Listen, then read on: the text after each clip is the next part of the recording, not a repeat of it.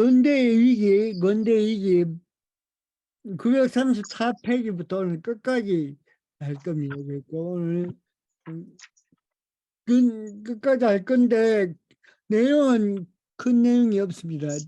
자, 한스킹은 거의 결론을 맺기 위해서 근대 위기라는 이 장에서 어떤 이야기를 하려고 하느냐면 근대를 그 촉발시켰던 이성 세 가지가 있죠. 근대의 요소가 세 가지: 이성, 또 진보, 그리고 하나는 국가. 그 근대 위기라는 것은 바로 이 근대를 촉발시켰던 이 세 가지의 그 중요한 개념들이 이제 다시 말해서 위기를 가져왔다는 이야기입니다. 왜냐하면 그래서 이 세 가지 개념들이 첫 번째 했던 일은 중세를 끝내고 그 종교가 모든 주류의 세력으로 있었던 그 중세를 끝내고 이 종교의 자리에 이성이 이제 그 자리를 차지하고, 그래서 근대를 시작하고, 그래서 그 이성을 통해서 시작된 그 근대가 진보라는 개념과 국가라는 개념을 함께 이제 추동하면서 이제 현대 시대까지 이르게 되었는데, 이 세 가지 개념들이 그 근대를 거치면서 또 현대까지 이르면서 어, 항상 우리에게 긍정적인 면만 우리에게 어떤 힘으로 작동하는 게 아니고, 오늘 우리에게 또 다른 그 시대적 위기를 우리에게 안겨주었다고 이야기하고 있는 게 바로 근대 위기에서 한석킹이 말하고자 하는 겁니다. 그래서 이율 배반적 결과라는 말은 방금 말했던 이성과 그 진보와 그 국가라는 이 개념이 긍정적인 면도 있고 또 부정적인 그런 영향을 우리에게 끼쳤다는 그 이야기를 하려고 합니다. 여기에 보시면 근대를 열어준 과학, 철학, 기술, 산업, 국가의 혁명들이 기존에 존재하지 않았던 강력한 혁신의 추진이었다. 그러니까 다시 말해서 이 세 가지 개념들이 중세를 끝내고, 그리고 그 중세를 추론했던 종교라는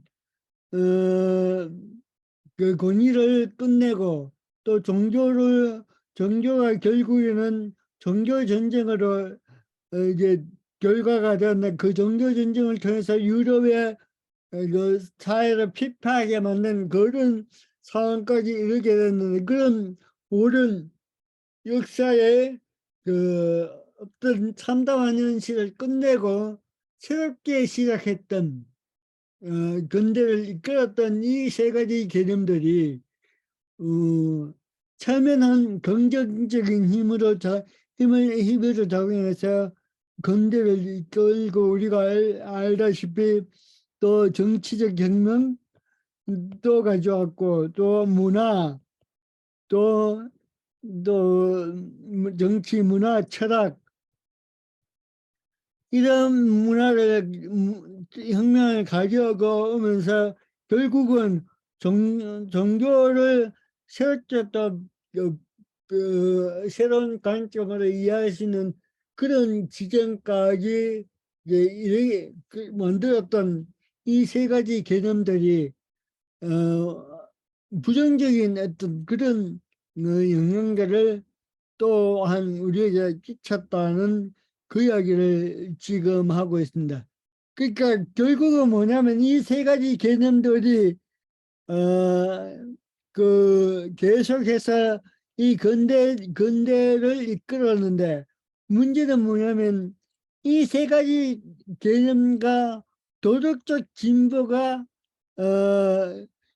여기 보시면 한스킹은 학문의 진보와 법복을 같이 하는 도덕적 진보는 어디있는가. 이 말은 다시 말해서 이 세 가지, 이성과 진보와 국가라는 이 세 가지 개념이 근대를 이끌었음에도 불구하고 도덕적 진보는 그렇게 이 세 가지 진보처럼, 세 가지 개념처럼 그렇게 발전하지 않았고, 또 이 도덕적인 진보가 함께 나아가지 않았기 때문에 결국은 이 세계는 근대를 마감하면서 근대의 이제 결론은 뭐냐면 결국 세계 1차, 2차 대전으로 이어진다고, 그렇게 한스킹은 이야기를 하고 있는 겁니다. 그래서 그런 전쟁뿐만 아니라 또 하나의 문제는 생태학적인 위기가 우리에게 찾아왔다.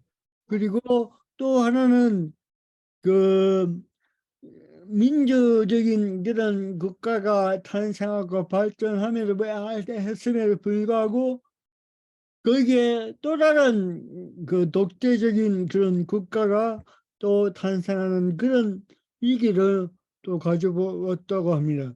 그래서 오늘날 이성과 진보, 국가주의, 자유주의, 사회주의라는 근대에 거쳐간 이데올로기들에 대한 진화는 크게 와야되었다. 그러니까 결국은 이런 개념들이 긍정적인 영향만 끼치는 게 아니고 오늘 우리에게 또 새로운 어떤 문제점을 낳게 되는 그런 요인들이 하나라고, 요인들로 또 작용했다는 거죠. 그래서 이제 한스킹은 세 가지를 비판합니다. 세 가지 개념을 비판하는데 이성과 진보와 또 이제 국가를 이제 비판하는 거죠.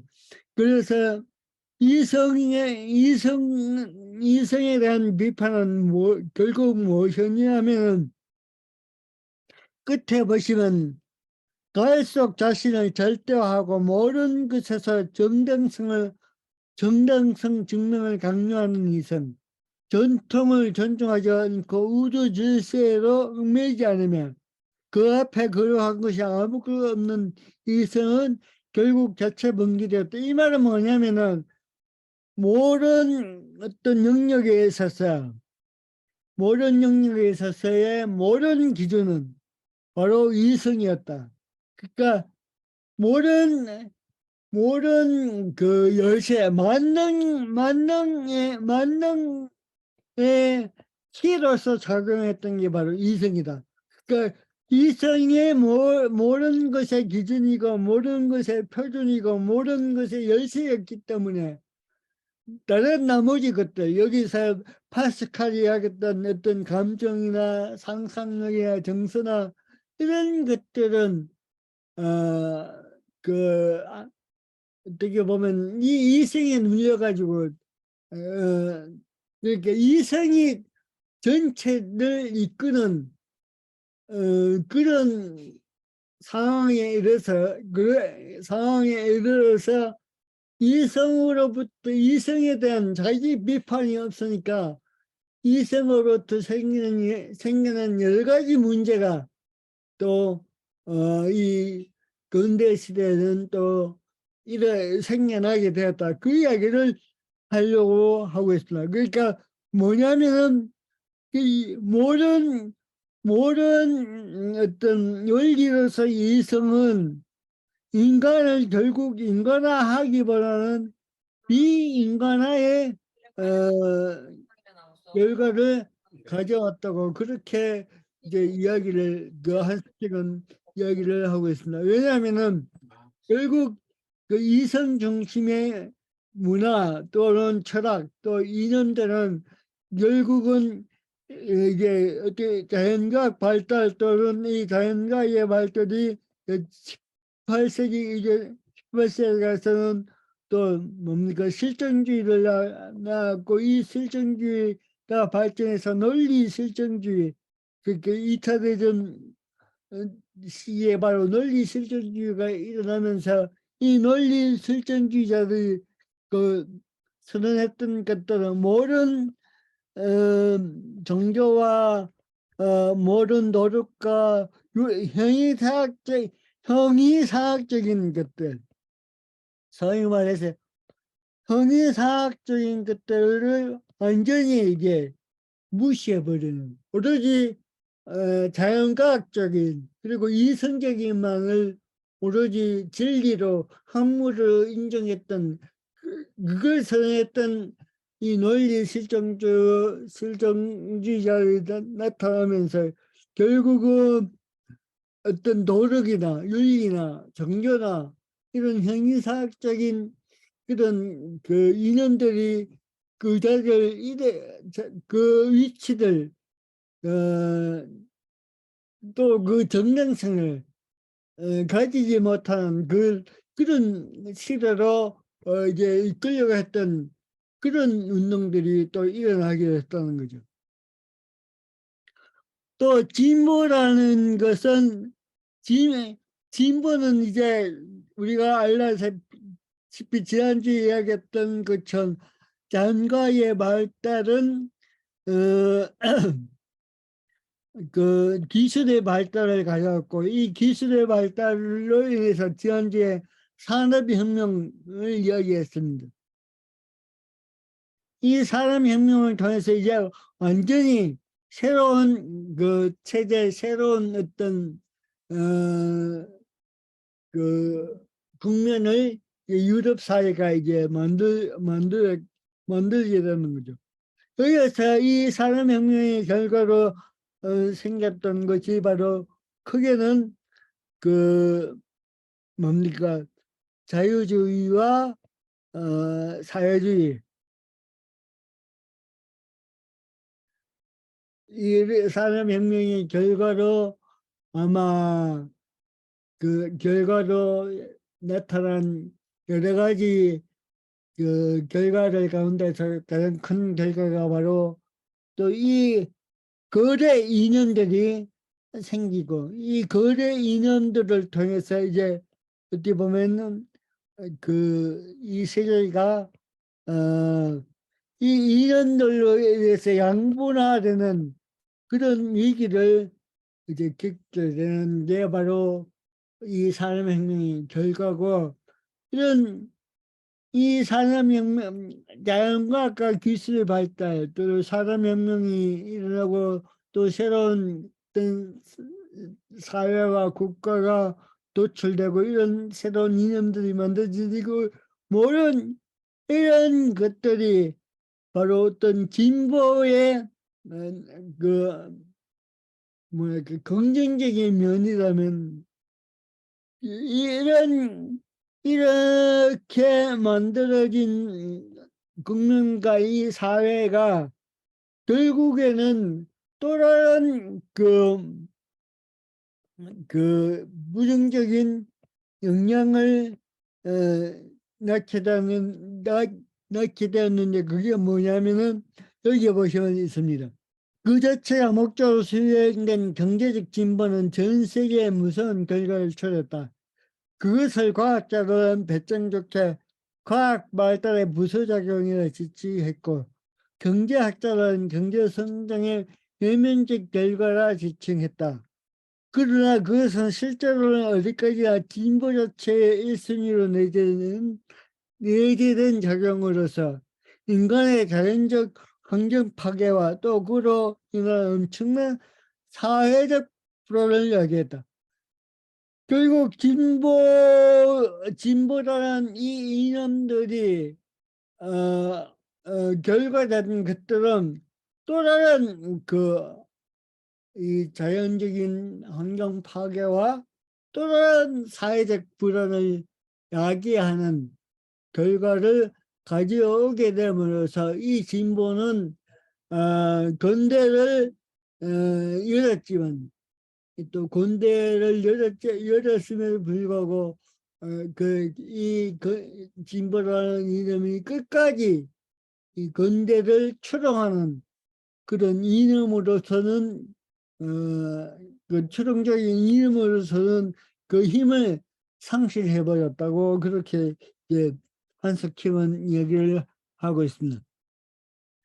또 이제 한석형은 국가 비판에 있어서는 결국은 이 자유주의와 사회주의도 양분된 이 세계가 이제 그 개인의 자유와 사회 정의 그리고 이 개인의 자유와 사회 정의가 모든 인간에게 똑같이 적용되지 않았다.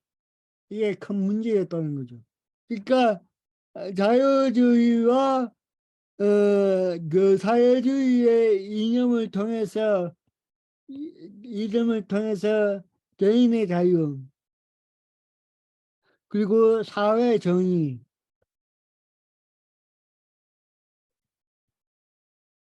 이런 결과를 가져올 수 있는 그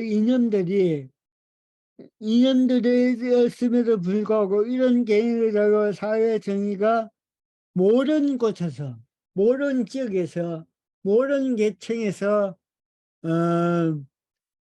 그 완전하게 그 어떤 이 이념이 그 확장되지는 않았다.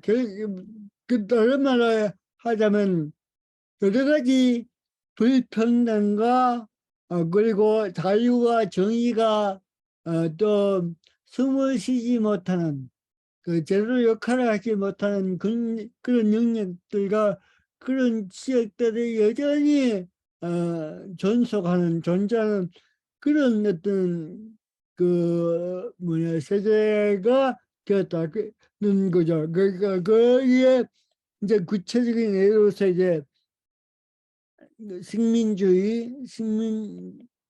식민주의 또는 우리 제국주의라고 이야기하는 이런 또 19세기를 이끌었던 힘 있는 국가에 의해서 또 새로운 어떤 억압적인 정책들이 펼쳐지게 된 역사가 바로 이 근대 만렵에 또 새롭게 또 잉태되게 되었다는 것이죠.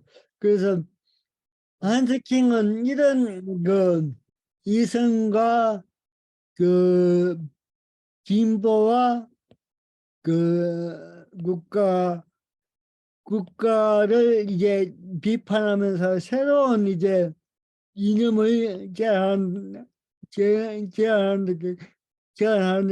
제안하는데 그게 바로 탈현대라고 합니다.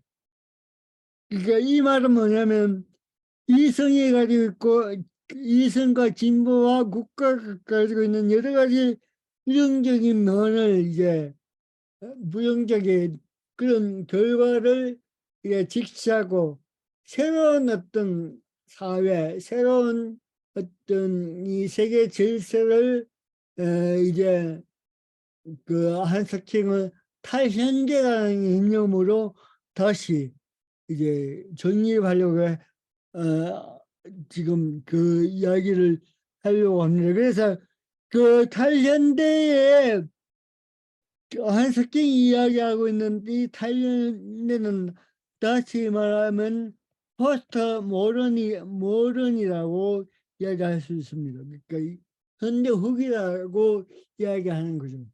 그러니까 그 탈현대를 이제 한스킹이 말하는 탈현대는 바로 포스트 모던을 이야기하려고 합니다. 그래서 그 마지막에 이제 탈현대의 마지막 제목이 뭐냐면은 탈현대 분석을 위한 거죠. 그 탈현대 과제를 이야기하는 거는 이 책을 끝을 맺고 있는데 이 탈현대 과제는 뭐냐면은 바로 이게 책 아마 최고의 주제 핵심인 것 같습니다.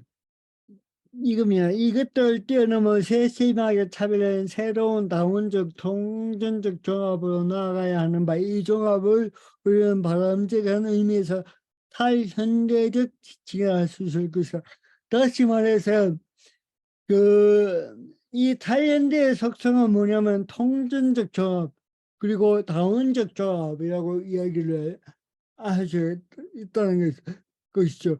다른 말로 하자면 이 근대를 규정지었던 이 이성과 진보와 이 국가는 하나의 해결적이고 그게 이성의 만능 또는 진보의 만능, 국가의 만능으로 그, 그 사회와 세계를 해결화시켰다는 이제 이 탈현대에서는 이 해결화를 넘어서 다원적 사회, 다원적 세계를 이제 지향하는 그 이념이 바로 탈현대의 이념이라는 겁니다.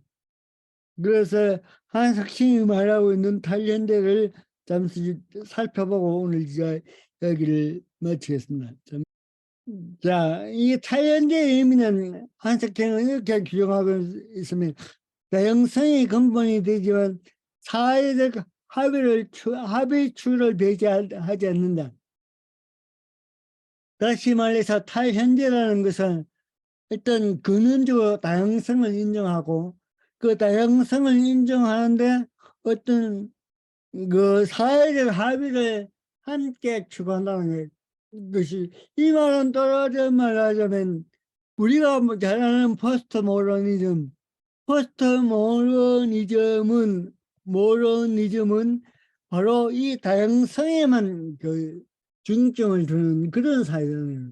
그러니까 상대성 그리고 다양성을 중시하는 사회가 바로 포스트 모더니즘의 가장 핵심적인 그 특성이라면은 그 다양성을 최대의 핵심으로 가지고 있는 이 포스트 모더니즘의 가장 큰 문제점이 바로 합의를 도출하지 않는다는데 큰 어떤 또 난점이 있다는 거죠. 결국 그래서 이 한석킹은 이 포스트 모더니즘을 극복하는 것은 바로 사회적 합의를 추구하는 데인데 이 사회적 합의의 추구는 무엇을 통해서 이루어지든가 하면 바로 문화를 통해서 이루어진다. 그러니까 이 문화를 통해서 이제 그 합의가 이루어진다고 이제 이야기를 하면서 이 문화 속에는 이제 종교도 포함되어 있다는 거죠. 자, 뭐 여기 이런 것은 정말 정치적 이야기입니다. 그 1, 2차 세계대전, 그 세계대전을 겪으면서 이제 세계는 어떻게 평화를 세계 평화를 위해서 일해왔는 걸 먼저 이제 이야기를 합니다. 1차 대전이 끝나고 국제연맹이 창설되고 또 그 국제연맹이 어떻게 실패했는가 또 국제연합은 어떻게 창설되고 또 그건 왜 또 실패를 맞이했는가 결국 이런 그 1, 2차 대전을 끝내면서 여러 가지 세계적인 평화를 위해서 여러 가지 기구가 생기고 어떤 그 이념들이 생겨났던 모든 게 실패했다는 겁니다. 안석킹에 의하면. 그래서 이런 그 실패를 넘어서서 또 그 실패로 인한 그 위기를 벗어날 수 있는 새로운 이념을 찾는 시기가 바로 뭐 어떻게 보면 탈현대라고 할 수가 있다는 겁니다. 자, 그 탈현대의 특징은 이제 다시 말해서 한석킹은 또 문화라고 이야기를 합니다. 그러니까 이 말은 세무엘 헌팅턴 그 이 사람이 이제는 문명의 충돌, 문명의 충돌 맞죠? 이 한석기는 이 헌팅턴의 이 문명의 충돌의 이론을 가지고 또 뭐랄까요, 이 탤런트를 분석하고 어떻게 보면 자신의 새로운 어떤 이념을 제안하려고 하는 건데 뭐 결국 이 문명의 충돌은 뭐냐면은 세계의 모든 갈등들 여기 세계의 모든 갈등은 뭐 정치적, 경제적, 군사적 갈등이라고 할 수 있고 전쟁이라고 할 수 있는 그 모든 이 전쟁 지금에 일어나고 있는 모든 어떤 이런 분열과 전쟁과 갈등의 그 중심에는 뭐 그 근저에는 그 밑바탕에는 뭐가 있느냐면 그 고유의 민족들이 가지고 있는 어떤 종교가 바로 모든 전쟁과 갈등에 있어서 전제가 되고 있다. 그 이야기를 하고 있습니다. 여기 보십시오. 현대의 전쟁들은 경제적, 정치적, 군사적 세력 다툼에 의해 발생했던 그 저변에는 국가 민족들의 온갖 적달감과 충돌의 문화적 심층적 차원을 가지고 있는데 이 문화적 심층적 차원은 다시 말해서 종교적 차이다. 그래서 이제 한스킹은 현대에 지금 우리가 살고 있는 이 시기에 일어나고 있는 모든 전쟁과 갈등의 그 중심에는 근제는 뭐, 그 요인은 뭐냐, 결국은 종교라는 거죠, 종교. 헌팅턴은 이제 그걸 이제 문명으로 봤지만, 문명으로 봤고, 이제 이 한스킹은 그 핵심을 이제 어떤 종교라고 봤다는 거죠. 그 종교가 그 원인을 가지게 된 배경을 이렇게 이야기하고 있습니다. 개별 국가가 갖고 있는 종교는 오래됐고, 이 종교는 그러니까 개별 국가가 가지고 있는 이 종교는 어떻게 보면 종교 하나만의 문제, 종교 하나만의 문제가 아니고 개별 국가의 전체 영역을 대표하는 인형이 바로 이 종교라는 거죠. 그러니까 예를 들어서 대한민국이라면 대한민국이 가지고 있는 이 종교는 대한민국 자체를 이야기하는 겁니다. 또 많은 인간들이 경제적, 사회적 현대 과정이 이야기한 문화적 사회와 서방 경제에 대한 한면으로 인해 마침내 고유한 종교적 뿌리를 되찾려고 애쓰고 있기 때문에 그래서 그 개별 국가들이 또 그 종교에 관심을 가지게 되는 이유는 바로 강대국에 의해서 자신들의 어떻게 보면 정체성을 지키기 위해서 이 종교를 찾는다는 거죠. 그리고 이 정체성으로서의 이 종교는 개별 국가가 가지고 있는 개별 종교는 그 어떻게 보면 종교와 종교 사이를 그 이렇게 통일시키거나 하나를 만드는 그런 성격을 가지고 있는 게 아니고 서로를 그 배타적으로 분열시키는 갈라놓는 그런 특성을 가지고 있다. 그래서 그런 특성들 때문에 이 개별 국가가 가지고 있는 이 종교 때문에 지금 현대 사회에 일어나고 있는 모든 갈등들은 여기서부터 시작되었다. 그렇게 이제 한석킹은 이제 보는 겁니다. 이렇게 모든 어떤 갈등의 전제로서의 종교를 이제 어떻게 보면 한석킹은 결국은 이 세계의 평화는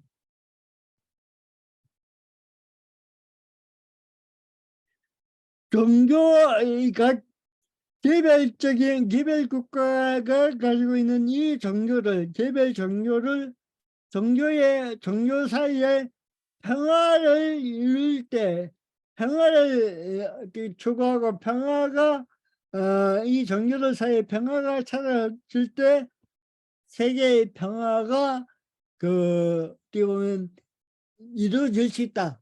라고 이야기하는 게 바로 한석킹이 처음부터 이야기를 했던 것이고 어떻게 보면 이게 결론입니다. 왜 그러면 이렇게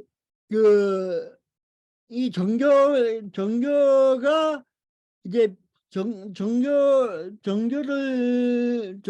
종교 사이에 이제 그 평화를 이루는 것이 목적인데 왜 그러면 이 한석경은 이 종교의 역사를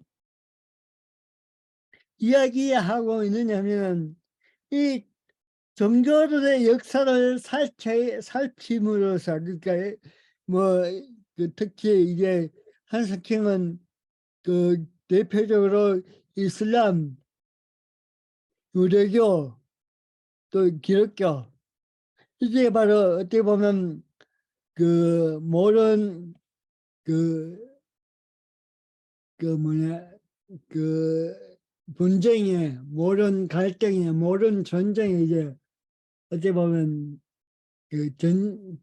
어떻게 보면 원인이라고 그렇게 보는 거죠.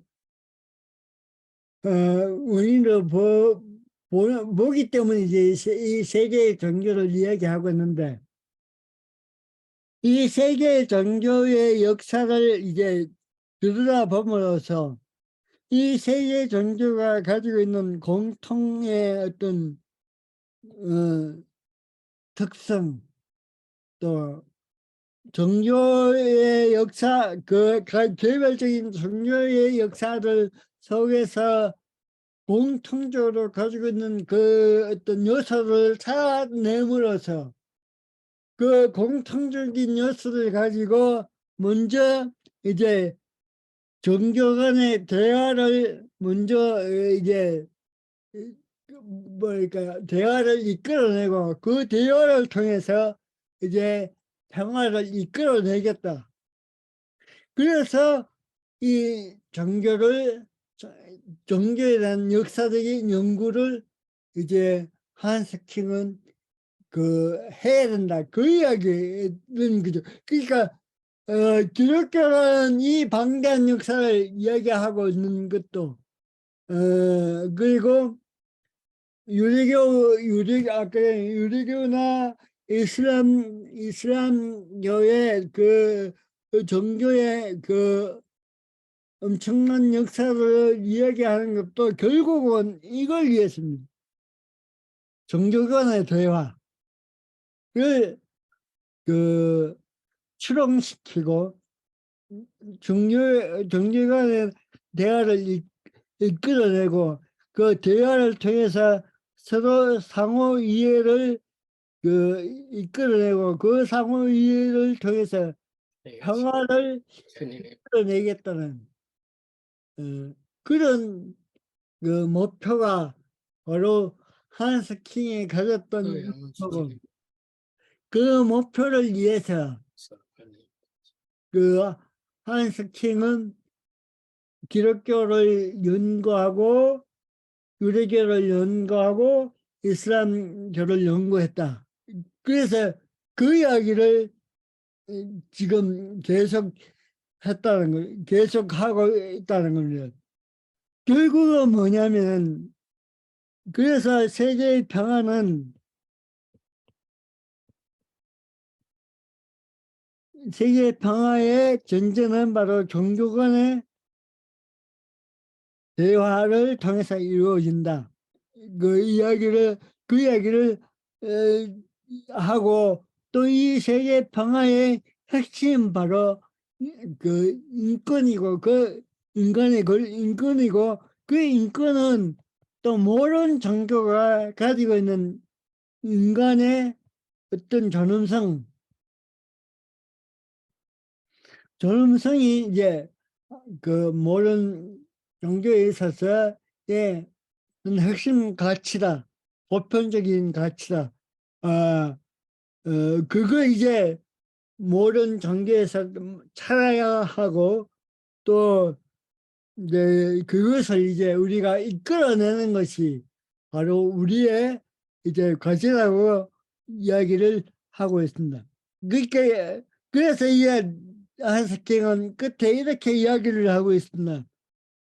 세계 윤리는 모든 종교의 공통된 내면적 관점뿐만 아니라 동시에 각 종교의 고유한 내면적 관심도 가진다.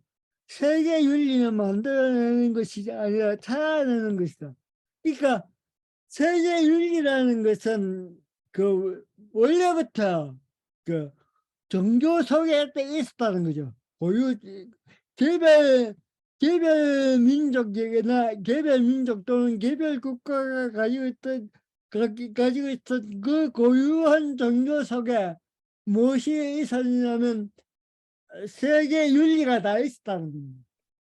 그래서 우리의 과제는 오늘 우리의 과제는 이 개별 종교에 내재되어 있는 그 세계 윤리를 찾아내는 것이 우리의 과제다. 왜 찾아내야 하는가? 바로 오늘 분열되어 있는 갈등의 연속인 이 세계의 평화를 이끌어내고 그래서 인류를 존속시키기 위해서 우리가 해야 할 작업이 바로 우리가 해야 할 과제가 바로 거기에 있다.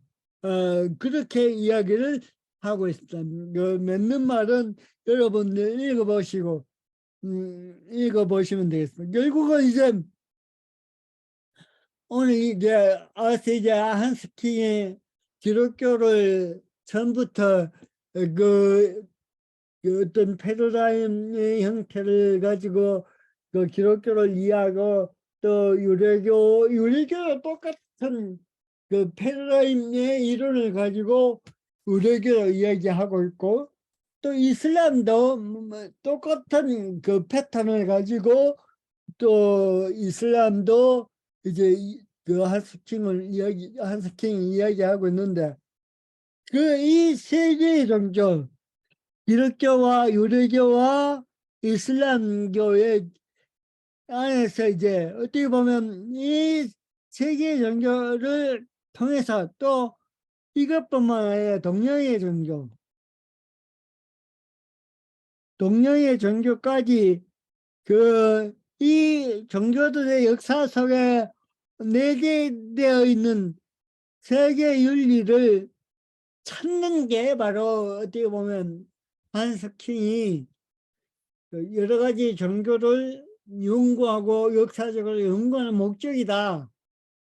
것이요. 그걸 이제 끝에 이야기를 하고 있는 겁니다. 왜 그러면 세계 종교를 찾아야 세계 평화를 이룰 수 있느냐? 우리가 봤다시피 결국은 그 근대가 들어서면서 근대를 통해서 낙관적인 어떤 미래를 점치고 낙관적인 미래를 꿈꿨다면 오늘 이제 마지막에 와서 그 이 낙관적인 미래를 추론시켰던 여러 가지 그 근대의 이념들이 이런 그 새로운 이상을 건설하는데 그 핵심적인 요인으로 작용하기도 되기보다는 이 근대 이념들이 근대를 추론시켰던 그 이념들이 또 다른 어떤 부정적인 그 영향을 끼쳤다는 거죠.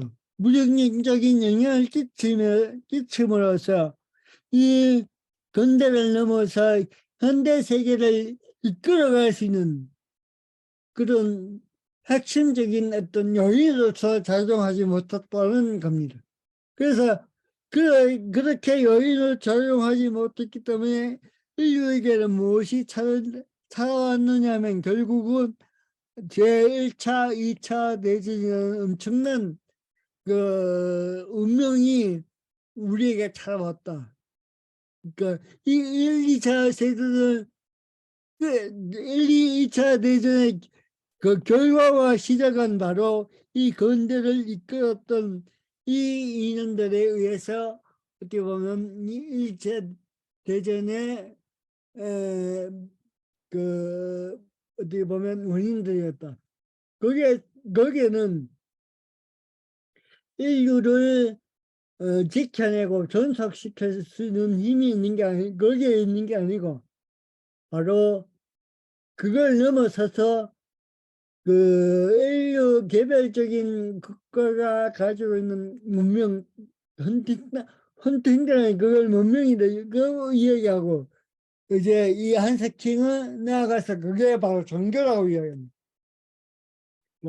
결국은 종교 개별적인 종교를 가지고 있는 그 종교의 본질 안에 있는 그 세계 윤리를 찾아내는 것이 바로 모든 인류의 과제고 모든 종교의 과제다.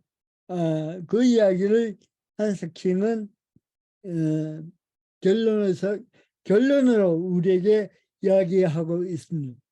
그래서 이 방란 측은 결국은 세계 평화를 위해서 세계 윤리를 구성해내기 위해서는 세계에 존재하는 그 종교를 연구함으로써 또 이해함으로써 그런 평화를 유지하고 또 평화를 건설할 수 있다는 게 바로 이 한석킹이 그리스도교를 또는 이슬람교를 유대교를 그 이야기하고 또 연구하는 그런 목적이었다. 그렇게 이야기를 할 수 있을 겁니다.